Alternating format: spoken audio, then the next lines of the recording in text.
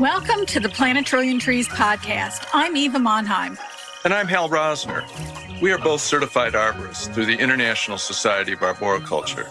The purpose of our podcast is to encourage tree planting and proper tree care for our urban forests, which include neighborhoods, parks, and other open spaces. We will also cover a myriad of tree topics, including the important role trees play in relationship to the climate crisis. Thank you for joining us.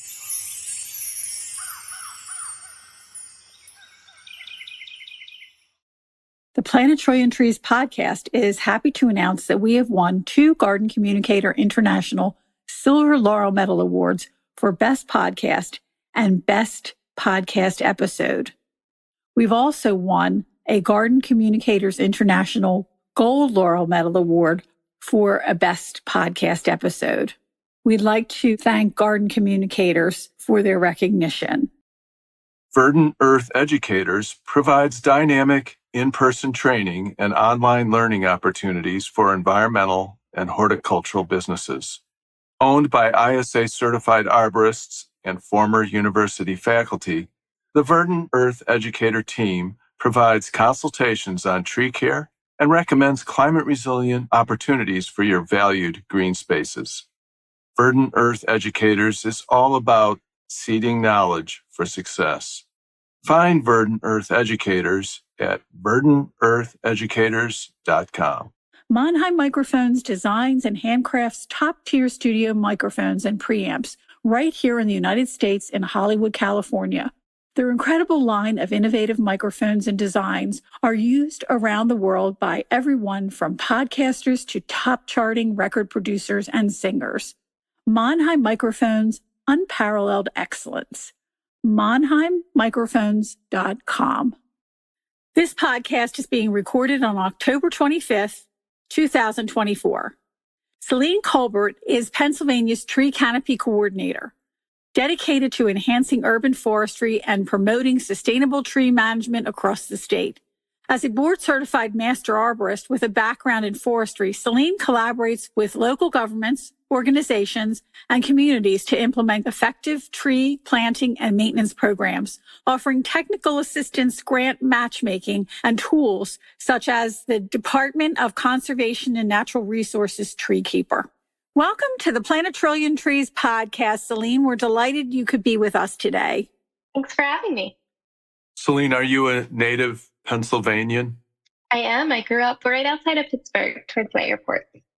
Where? What town? Kennedy Township. It's pretty small, but in the suburbs of Pittsburgh. Yeah, it's a great place. So how did you find your way to forestry, and are you educated in the Pennsylvania Collegiate State programs? Yeah, so I did attend Penn State for my bachelor's in forestry. So I had to find out that it was a thing. First off, coming from a suburban background, forestry is not one of those top careers that they're pushing for you, even if you are interested in some science and mathematics and some of those things that are really relevant to the field. So I was lucky enough that as I was kind of thinking about what I wanted to do in high school, my sister is 4 years older than me, and she had a friend that was going to Penn State for forestry. So that was my first discovery of the field. I was lucky enough the following time I visited her, he took me to the forestry building and kind of answered some of my questions, got me some exposure to what this potential career could look like. And from there, I did one of my job shadows with our local service forester. So that would be out of the Forbes State Forest. And it worked out great. I loved it. The service forestry angle is talking to people and kind of being at that intersection of education and outreach around forestry and better tree management. And funny enough, I replaced that gentleman when I was first out of college. He had moved up and that position was available. So wow, it was kind of full circle at that point. That's very serendipitous, isn't it? It really is. Yep. And so your office, are you in Harrisburg? So I work out of our Harrisburg office, but I do work remotely, and I'm based here in Somerset, PA. Okay, Somerset. I know Somerset's that town. wonderful. It's right near where the Frank Lloyd Wright Falling River. Falling Water. No, well, Yeah, that. not quite. It's right where the plane went down. Yeah, I actually live in the town of Shanksville, so that is Shanksville, definitely very relevant to us. And you had some of the very first wind turbines out there too, because Somerset's such a windy location. Yeah. It sure is, yes. Yeah, there's certain places in Pennsylvania that are very windy. I just want to plumb a little bit the curriculum at Penn State, because I'd just be curious to know how Penn State is evolving in terms of embracing urban forestry. I'm assuming they're also hanging with the traditional curriculum as well. But how's that looking these days as far as arboriculture and urban forestry?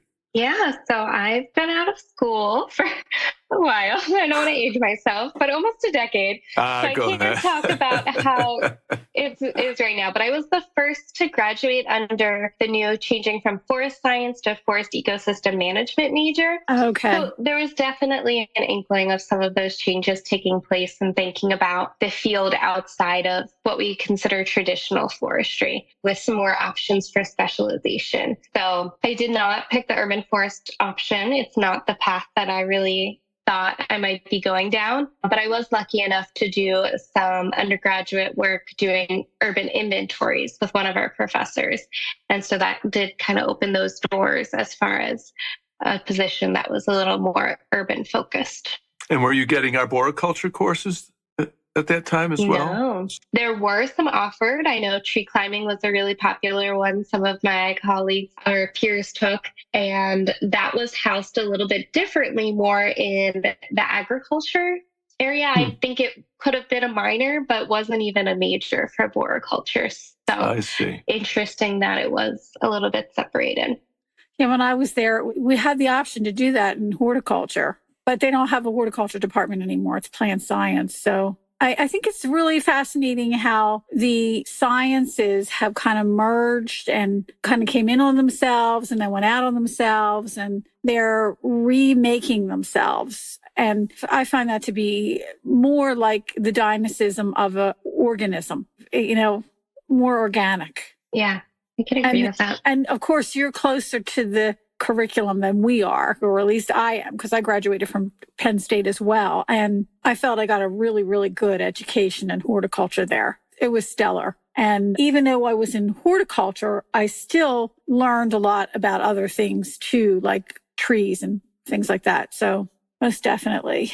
So looking at some of the description of what DNR is doing, and I really like, if I understand it, I know Ned a little bit, I know Orsi.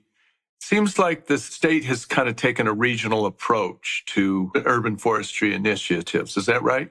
Yeah, and it's very new that we're doing this. So just last week, we had our third regional specialist join our team. And we do have a Western region that we have our eye on adding someone to, but aren't too far in the hiring process for that. But it is very new. So kind of the start of that was my former position where I was a service forester focused exclusively on urban community forestry in the southwest part of the state, just because the demand did call for that. And then from there, we've been able to grow our statewide team. So as opposed to being within a forest district, which is a traditional organization of the DCNR Bureau of Forestry, this is more in the program area. So we're able to think about that in a little bit more of a regional scale. That's something that the Bureau as a whole is thinking about a little bit more regionalizing. So it's kind of unique for our program area to be one of the first with regional staff people. In that regional work, are you the ones who make up the plant lists, the tree lists? Are you the ones who look to see what you have in your forests or urban forests or your regular forests to see if they are similar to what might pattern out in the western part of the state or the central part of the state or in the northeast or the northwest?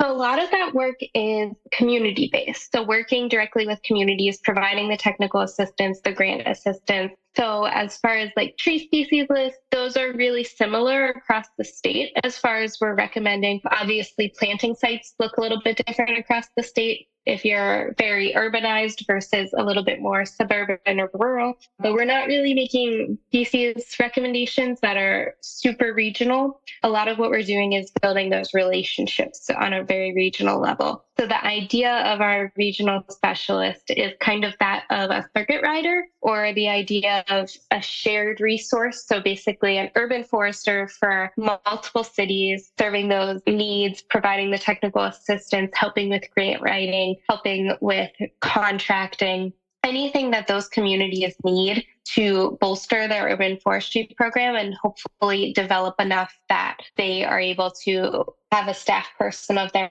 own, and that our staff can pull another community into the mix and hold their hand throughout the process. Would you say you're targeted towards medium-sized towns on up, or will you work with any township down to unincorporated 475 people? Yeah, we're happy to work with everyone.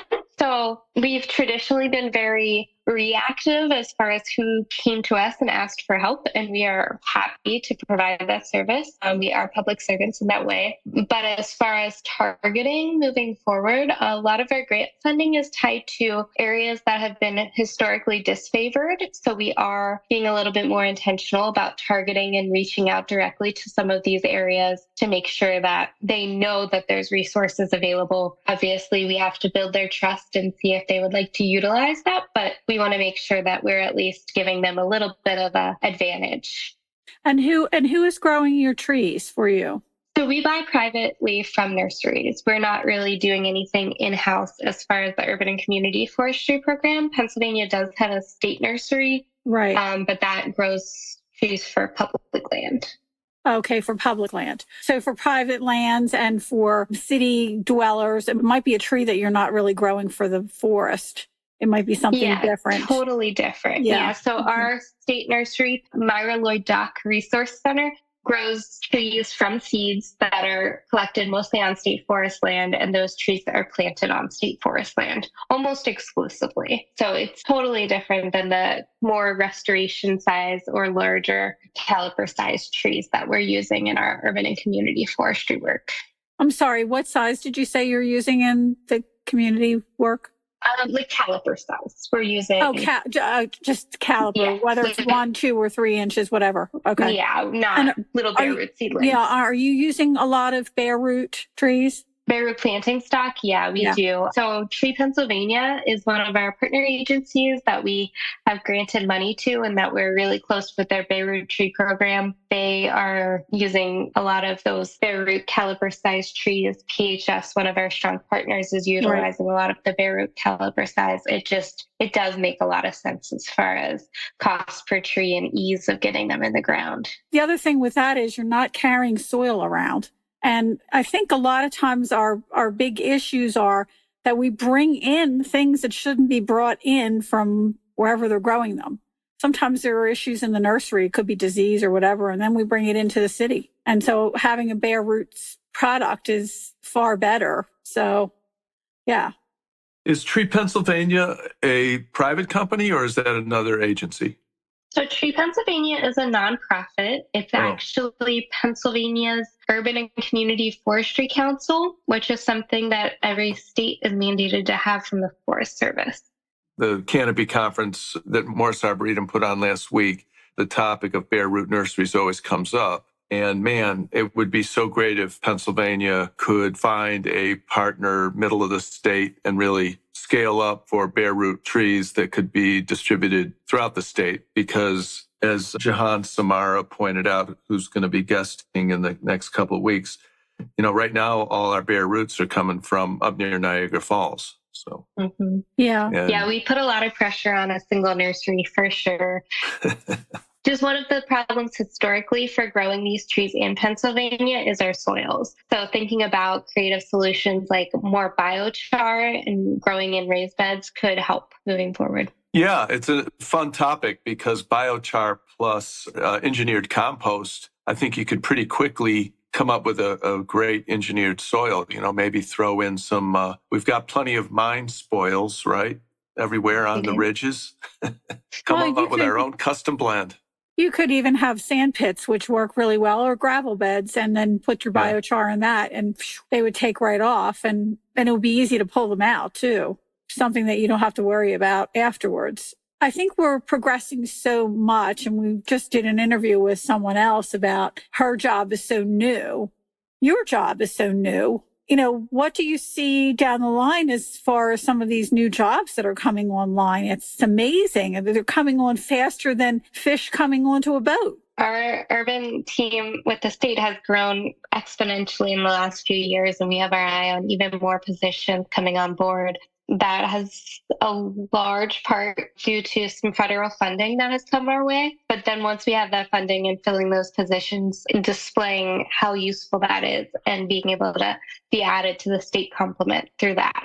So I think that it's only good news. A lot of the historic work we're seeing, there was a lack of education and knowing the best thing to do for some of these sites, even communities that have been so well intentioned, maybe had one poor pruning practice come through or planted some trees that maybe weren't the best species for the site. So I think moving forward, having this technical assistance available and having communities more aware of these resources can only be beneficial for making sure that every dollar we spend is a great investment in our communities. Do you have inter-community meetings, like maybe communities from different parts of the state meet up and talk about their pluses and minuses in their planting?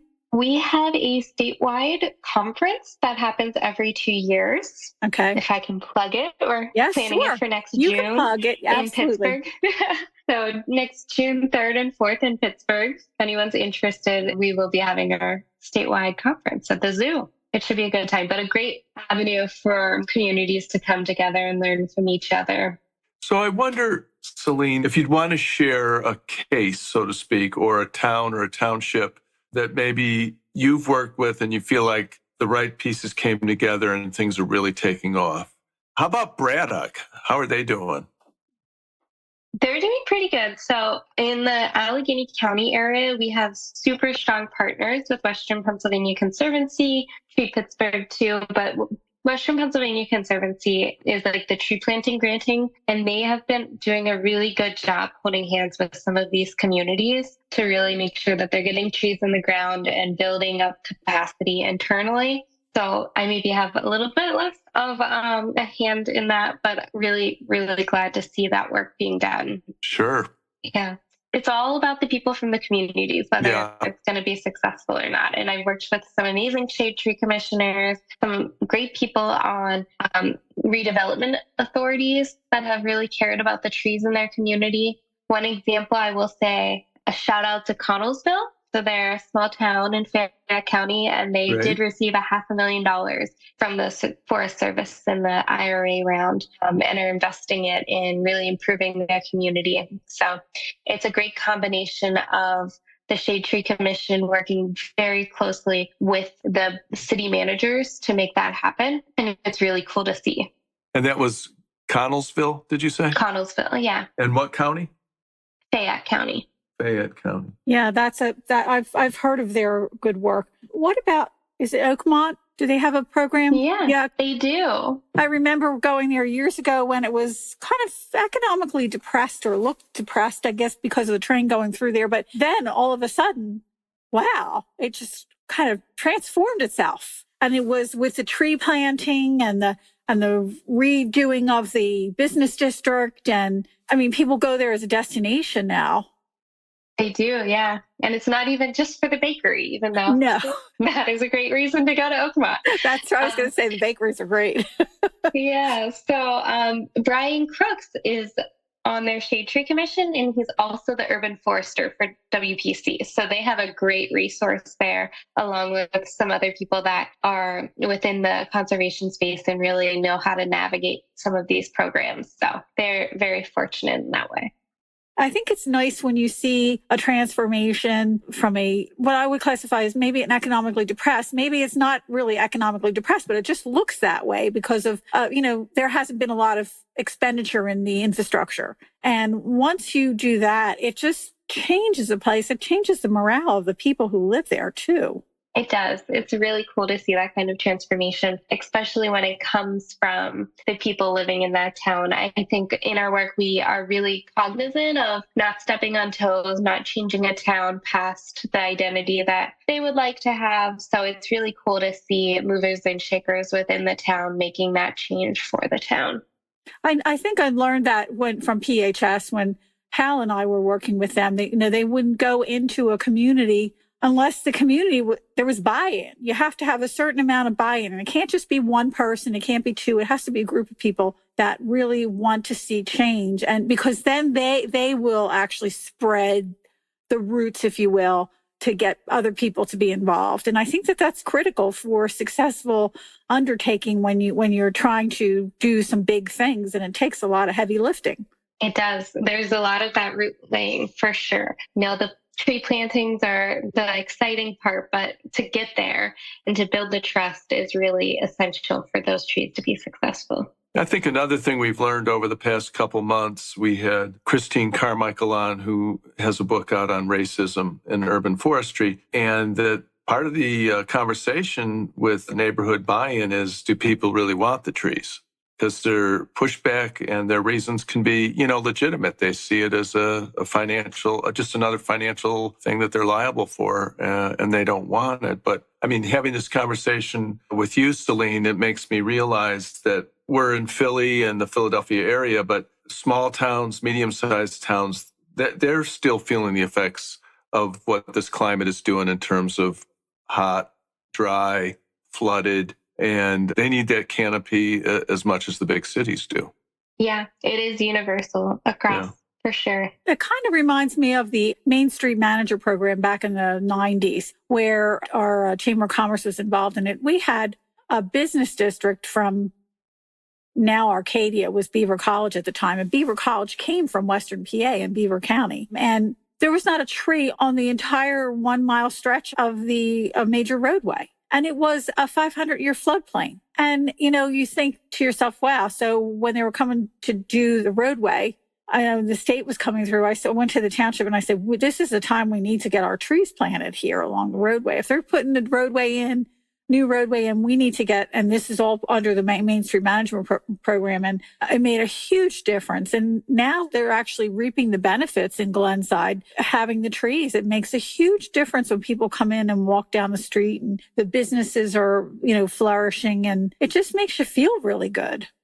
It does. Yeah. It can't be overstated. It's that start of the snowball effect. Once you have some trees in the ground, some of these community investments, it really does change the feeling of a place.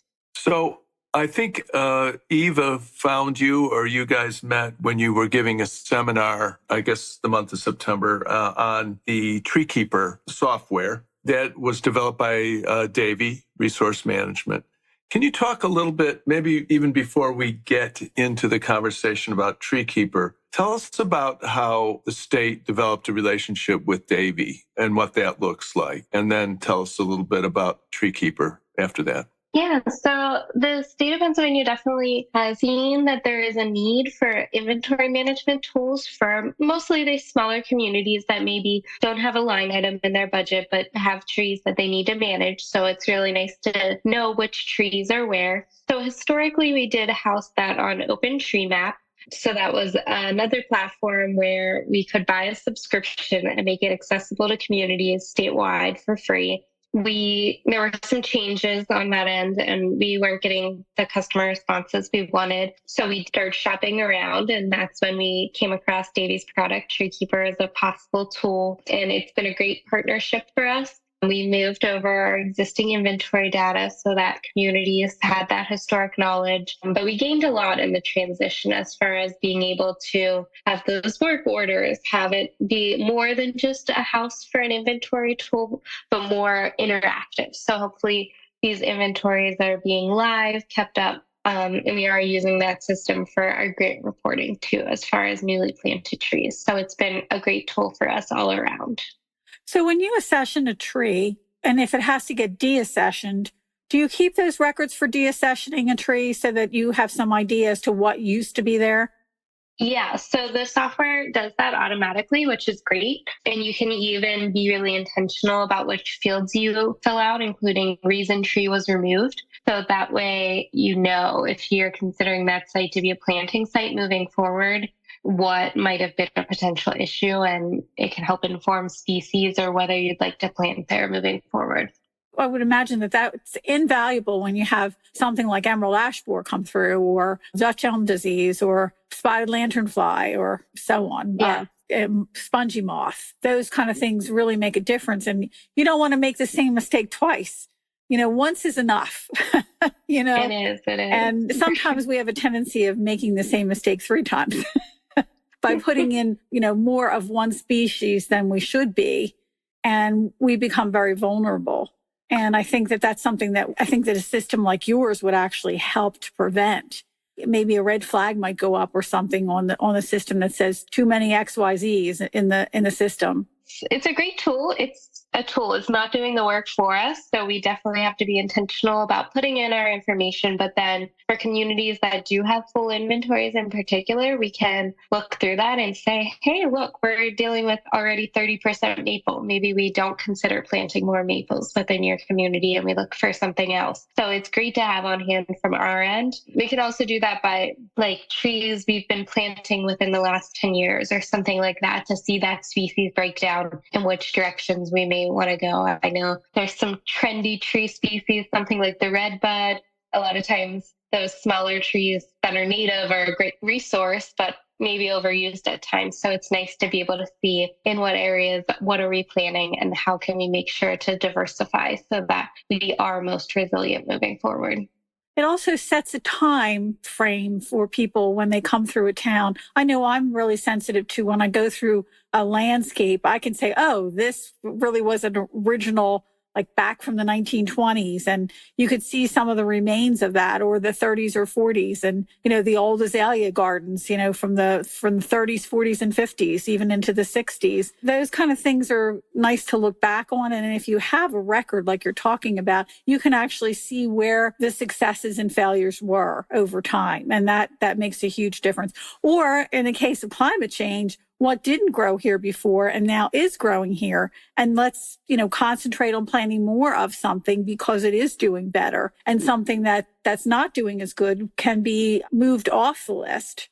I think that that's really critical right now, especially for climate change. Yeah. But again, that's only as good as the data we have. So we are definitely reliant on people utilizing the system. And it's a great warehouse to collect everything that we possibly can from communities that are using it and updating it. So if the town of Somerset reached out to your office, I'm assuming the town doesn't incur an expense by using TreeKeeper. Is that right? Is it more or less in the public domain and you would assist with the training of the software? Yeah, so TreeKeeper is a subscription-based service, but we've had a map within that Pennsylvania-wide DCNR TreeKeeper. So if they want to come to our map, then it is no cost to any tree managers. So it could be a town, it could be a campus, anything along those lines where someone's managing trees and wants some information. So they can use our subscription, send me an email, and I can make them a user account, and then it is totally free of charge for them. I see. And what does the state gain from having some of the private arboreta on there? How does that affect the state's overall population of trees when you're looking at the system? Yeah, so it's more data for us, which we love. As the state, we are obligated for the protection of plants and wild plants on both public and private land. So we are not limited by those borders. As you might be familiar with, our service foresters work with private landowners. Yes. We have jurisdiction over wildfire and private lands. We don't see those borders being a limitation at all. We're caring for those trees no matter where they are within Pennsylvania. They are a public resource for benefiting us all. So the types of trees and the types that are being planted and the types that are there, you can actually look at a map and say, wow, look at all the white pine that you have in this area, or sugar maples, or whatever it is that you have. I think that's an exceptional tool, especially if you need to know something very quickly. Yes, definitely. It's been really invaluable for our reporting that we do. We can see how many trees we're planting per year, what more investment would look like as we think about ramping some of these up. So it's really, really nice. It even includes the iTree benefits, which is a bonus. Oh, that's very helpful. Oh, wow. Okay. That's very helpful. So then Right. you can actually go into the system and you could figure out what the state of Pennsylvania with the collections that you have, what it's worth to the state overall, right? Yeah, and trees that are in the system are such a fraction of the total throughout the state, even urban trees throughout the state. But still, it's really invaluable to be able to say for these so many trees, we're getting this many dollar benefits and this many stormwater gallons diverted. So it's been great. And you can get those within the individual tree level, within the community level. So if a community does have their full inventory, those numbers are even more relevant. Well, and I think too, when you have a lot of paved surfaces, it's easier to make your decisions, knowing that you can look at those trees very quickly and say, how much are they absorbing? This is how many more we need to put in to circumvent our MS4 situation or whatever other circumstances you're trying to think of for stormwater management, whether it's for water quality or water purification or what's going to be going into the rivers. You have all that information that could be looked at very quickly. Yeah, yeah. And what's really cool is it shows you, or just understanding the difference between some of these large trees that have been around for a while. I think all too often the idea of preserving canopy is a back burner idea to the flashiness of planting new trees. And you can really see with that iTree data how important our existing canopy is. It's exponential growth those trees have been putting on. Well, and it's also valuable for developers. For example, if those trees are already listed and then they remove them, they're going to see right away what they're pulling out from a value standpoint of their own properties before they develop it. And that's something that I know I wrote an article about it for Design Magazine. I just thought, how can you even justify pulling out everything off the property when half of it could be doing the work that you need to have done anyway? So it's a whole different way to think about things, though. It's not the way it's always been done or has been for the last how many years. Yeah, exactly. Well, it's definitely the state of Pennsylvania is a heavily forested state. We just had a guest on, and I learned that the state of New York is 61% canopy coverage, which is pretty impressive. Not to put you on the spot, do you happen to know what Pennsylvania's canopy coverage is? I have at one point. I think we're in the 70s-ish. Okay.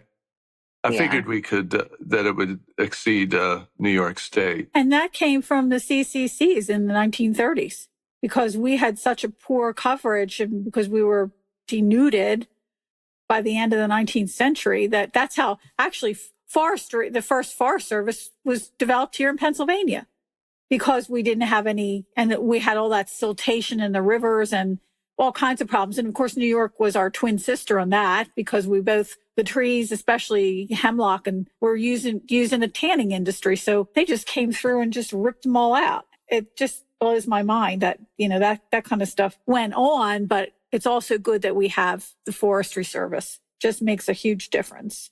Yeah, on a lot of our land throughout the state, you can see the old iron furnaces and just the amount of trees that they needed to keep those going is insane. So it's cool to see that legacy and have that tucked into a forest and how far we've come. That's true. I actually had a chance to see that one of the parks that I went to. I'm looking here. Pennsylvania ranks 4th in the nation in terms of total amount of urban land, and over 40% of the state's urban land is tree covered, representing, I'm sorry. Are you Googling during a podcast, Tiva? I had to. It's under the USDA Forest Service. But I mean, that's good to know. Just make something up. I'm not making anything up. Are you kidding? I can't do that. I have to have No, just the facts. Just the facts, please. Yes. Yeah. And again, it's really important that we look at when you're talking about our local communities that need to raise their canopy cover so that it's at least 30%. I think it was Penn that did the studies early on that the 30 came from the amount of tree cover that makes a human at a status quo, they're healthy, or just above that, they're healthy. They're getting enough oxygen and they're getting enough healthy benefits from the trees. So anything above 30% is actually better for us. So yeah. Yeah, definitely. The benefits of trees are amazing. All of the research about, we're learning every day how they benefit our health, help us focus. Even staring out the window at trees has that soft fascination effect. It's just, we don't know enough. We're always learning, but more trees are definitely a good thing for humans. Right. Yeah. Right. I'm a Midwesterner. I have Celine from Western PA. I have Eva from Eastern PA. And I guess in some regards, I've always really admired Pennsylvania, small, medium-sized towns. And on the other times, just kind of this heavy need for these towns to recreate themselves because coal is gone, light manufacturing maybe has gone away. And let's call it what it is. There's some economic depression in this gigantic state of ours. And on the one hand, it's absolutely wonderful that we're moving forward with the tree planting. I guess I'll circle back to the kind of question of, green jobs. Can we create opportunities for people in these small towns in some way? I remember a couple of years ago, we had a woman on from Penn State who was partnering with the American Chestnut Foundation. She told the story about chestnuts, the hybrids getting planted on top of where the mountains are gone, and that these chestnuts are actually adapting really well. And that that is such a beautiful, positive story. We're moving forward. And that's my hope for these other towns is that, they'll embrace these tree planting initiatives, work with DCNR, use TreeKeeper, plant your trees. And I guess we've alluded to it, earlier in this conversation, that the tree planting as a positive act will invite other opportunities for these communities. Yeah. I guess I just gave an editorial, so sorry about that. But. I definitely think, though, that workforce development is a direction we are heading. Yeah. So one of the positions that we are planning to add to the state involves a strong focus on workforce development. We are not seeing the number of people entering arboriculture as a field as we need to meet some of our goals for growing canopy. And I know that the traditional forestry sector is really facing issues on workforce development as well. It's hard to find young loggers coming out to the woods and wanting to steward that land. So it's definitely an issue, and there's definitely so much room, especially in these rural areas, to enter a very green job that gets you outside. But yeah, people need to learn about it, just like I did in suburban Pittsburgh, trying to find out that this was a career that you could do. Right. You don't have to be an engineer. You could be a forester. Well, and also, I think Eva mentioned it earlier, one of you, let's learn how to start nurseries in this rocky, challenging soil. I mean, there's some workarounds there. And to know that, because we're also clearly, especially the nurseries on the fringes of the big metropolitan areas, are quickly going away. They're down to a handful because that land becomes too valuable. But to site and locate some nurseries inland, if you will, into the other parts of the state, right away there's some job creation. Definitely. Yeah. And we need the supply. Yeah. Well, so more arborists, but also more nursery people, Definitely. Yeah. This week we had a podcast with Carlos Alvarez, who works with Power Core Philadelphia. And there again, you are bringing industry in to take that old timber that had to come out of the urban forest and reutilize it and make it into something. Well, at one time, Philadelphia in the 1700s was the epicenter for furniture production in the world. And you think about what could be done with the urban wood when it comes down. That's a whole nother industry that is being built up. And again, it goes back to what Hal said, these smaller communities that may have trees that are around there that are not in good health, but can be taken down for a cabinetry or whatever you're going to be building. is another small part of the economy that can really go gangbusters if you're exporting your products. There's a good example.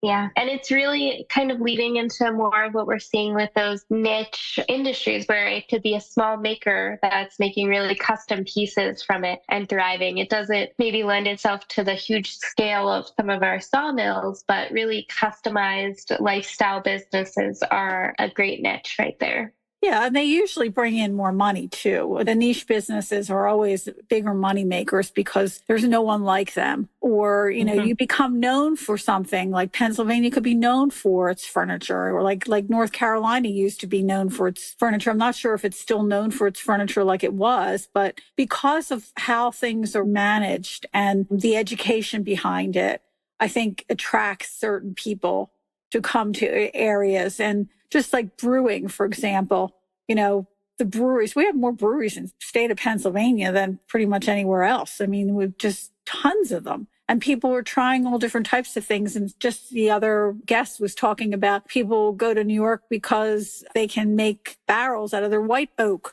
for whiskey. So, those kind of things are like these niche markets are really important because there may only be a couple places like that in the world that do it. And you could become known for it. Exactly. Yeah, I know of a barrel producer in Greene County that is getting tons of white oak from the local area and producing quite a few barrels. So it's really cool to see those very specific wood products industries. Exactly. Starting to wind down a little bit, Celine, but can you share your journey to becoming a Board Certified Master Arborist by the International Society of Arboriculture, which is a long string of words, but... It sure is, yeah. Like I said, I started my career, my first position out of college was as a service forester in a forest district. And shortly after, got to kind of specialize that into the urban forestry realm. And working with communities, I think it's really important to show that you are a subject matter expert when you're providing expertise. So I shortly after that was able to qualify for my certified arborist and had that for a number of years because I was working a lot with municipalities. My next step was to the municipal specialist and track training alongside that. A lot of times communities do have questions about their trees and being able to answer that in the most calculated, perhaps, or streamlined way, I think is really important to be able to communicate that risk because track meaning tree risk assessment. Yeah, tree risk assessment. Yeah. And then from there, had enough time and other credentials that I was able to qualify to take the exam for Board Certified Master Arborist. And I think that that is really important within our field. A lot of people say that they're an arborist or a tree worker and don't have the credentials to back it. So being able to have those credentials, I think, is really important so that we can be looked at as people who know what they're doing, for lack of a better term. You can come to arboriculture from so many different backgrounds and have so much knowledge to share. So it's kind of disheartening maybe when people call themselves arborists. They're still topping those trees, And as people who call themselves horticulturalists and they don't have the education behind them. So yeah, I think that credentials are very important for people in any field, whatever field you're working in. You always want to keep upping your game. So as we wind down. The follow-up to that was just, and not to put you on the spot, I think I've been asked this question before and haven't done a very good job answering it. The distinction between certified arborist and BCMA. Is it just more books, more questions on the test, or?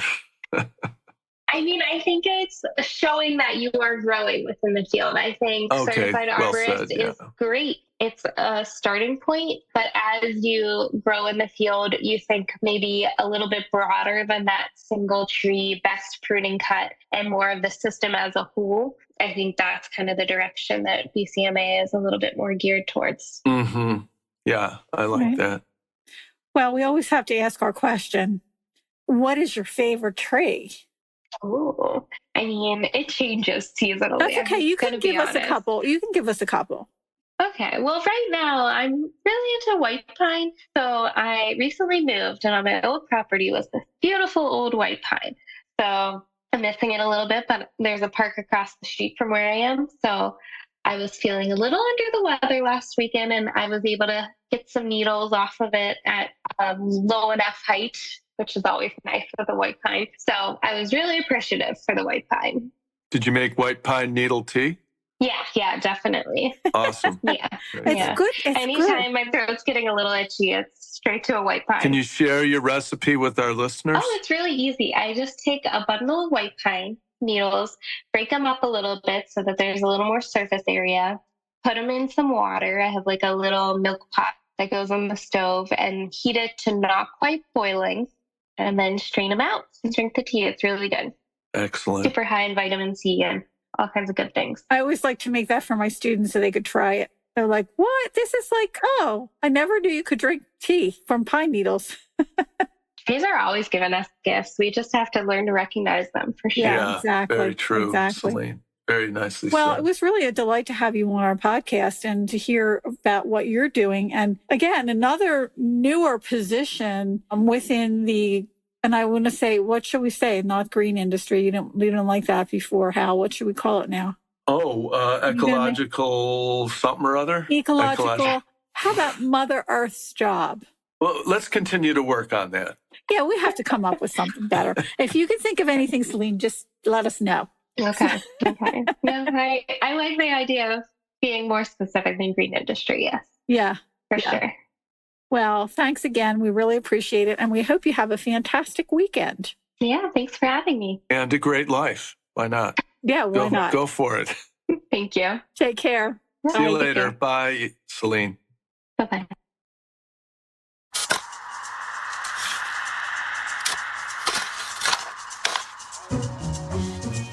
The Plant a Trillion Trees podcast is edited by Andromedan Recordings in Hollywood, California.